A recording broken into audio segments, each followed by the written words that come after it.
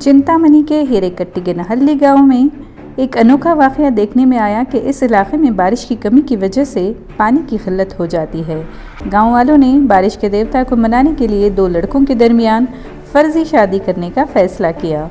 गांव वाले बारिश की दुआ के तौर पर इससे पहले भी मेंढकों की शादी और गधे की शादी जैसी मुख्तलिफ रसूमात अदा करते रहे हैं। इस बार उन्होंने चाइल्ड मैरिज का इरादा किया और 5वीं क्लास के दो लड़कों में से एक को दुल्हन और दूसरे को दूल्हा बनाकर शादी की रसूमात अंजाम दी। रसूमात में मंगलसूत्र बांधा गया और दूल्हा और दुल्हन को कुल 1600 रुपये तक नक़द तोहफा दिया गया। सालार डिजिटल के लिए ये रिपोर्ट दीप्ति आर कोलार की है।